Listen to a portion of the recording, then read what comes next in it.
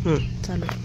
नमस्कार शेतकरी मित्रांनो, मी शरद देवेकर, शेती मित्र पुरस्कारप्राप्त महाराष्ट्र शासन देवेकर ॲग्रो हे आपल्या यूट्यूब चॅनलचं नाव आहे आणि आपण सर्वांनी या चॅनलला आपण सबस्क्राईब करा. बऱ्याच ठिकाणी बऱ्याच वेळेला असे कॉल्स आले मला की साहेब आम्हाला आंब्याचं किंवा काजूचं मोहर संरक्षण करायचं आहे किंवा आंबागळ किंवा काजूगळ फळगळ ही प्रचंड प्रमाणात होतं. तर मित्रांनो, एकच गोष्ट सांगायची आहे, ज्या वेळेला आपला मोहर येण्याचा कालावधी असतो त्याच्या अगोदर एक कीटकनाशक आणि बुरशीनाशकाची आपण फवारणी करायला हवी. त्यामध्ये साधारणपणे 22 टीनसारखं म्हणजे कार्बेंडिझिम आणि एखाद्या क्लोरोपायरोफॉस ही पहिल्यांदाच मोहर यायच्या अगोदरच आपण त्याची फवारणी करायला हवी. हां, दुसरी गोष्ट, त्यानंतर मोहर आल्यानंतर ज्यावेळेला मोहर बंद मिटलेला असतो, हा मिटलेला आहे, अजून हा फुललेला नाही, तर फुललेल्या ह्या मिटलेल्या अवस्थेत दुसरी फवारणी आपण एखादं प्रोपिकोनोझोल आणि क्लोरो सायपर किंवा लॅम्बडा सायहलोथ्रिन अशा प्रकारचं कीटकनाशक द्यावं लागेल. तिसरी गोष्ट,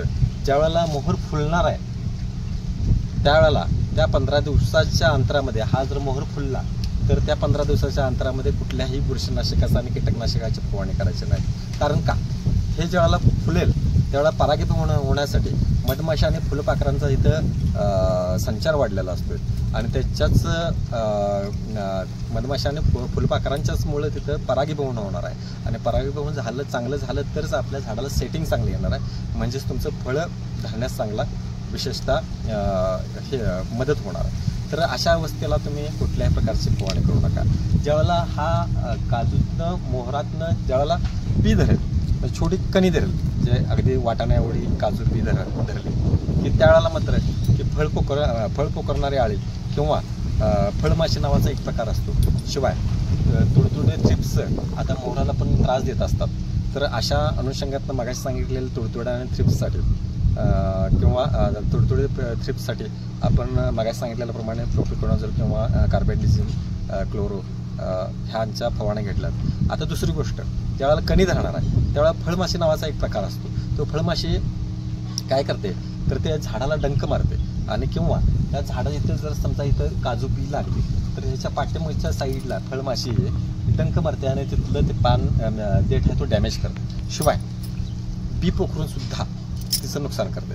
मग फळमाशीच्या रक्षणासाठी आपल्याला कीटकनाशकाचा पर्याय घ्यावाच लागेल. त्यावेळेस सुद्धा कीटकनाशक तसेच म्हणजे चांगल्या पद्धतीचं बुरशीनाशक त्यावेळेला सुद्धा घ्यायचं की जेणेकरून फळगळ होणार नाही. ह्या बुरशीनाशकाच्या कीटकनाशकांच्या का फवारण्या तर उत्पादन चांगलं येण्यासाठी. दुसरी गोष्ट, दवामुळे मोहरामध्ये पाणी साठलं जातं, दव साठलं जातं आणि त्या दव साठलं की त्यामध्ये स्मट होते तयार, बुरशी तयार होते. तर ह्याच्यापासून संरक्षण होण्यासाठी हे आपल्याला करायला हवं. दुसरी गोष्ट, अजून जैविक उपाय जे असतात, तर जैविक उपाय म्हणजे काय की रसायनमुक्त, कीटकनाशक मुक्त किंवा बुरशीनाशक मुक्त असे एक पर्याय आहेत. तर त्यामध्ये साधारणपणे पिवळ्या आणि निळ्या रंगाचे चिकट सापळे की जेणेकरून ही कीटक त्या चिकट सापळ्यांना, हे कीटक जे आहेत ते चिकट सापळ्यांना आकर्षित होऊन चिकटून राहतील.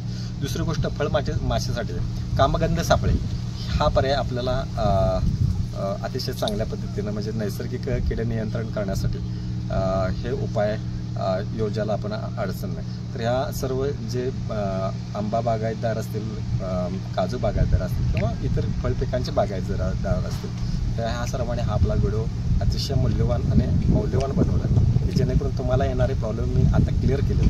आणि दुसरी गोष्ट, तुम्ही तुमच्या पद्धतीनं ते काम नेटवर्कमध्ये करायला हवं. जरूर माझ्या देवेकर ॲग्रोला या यूट्यूब चॅनलला आपण सबस्क्राईब करा आणि हा व्हिडिओ जास्तीत जास्त शेतकऱ्यांपर्यंत पोचवा, एवढीच विनंती. धन्यवाद.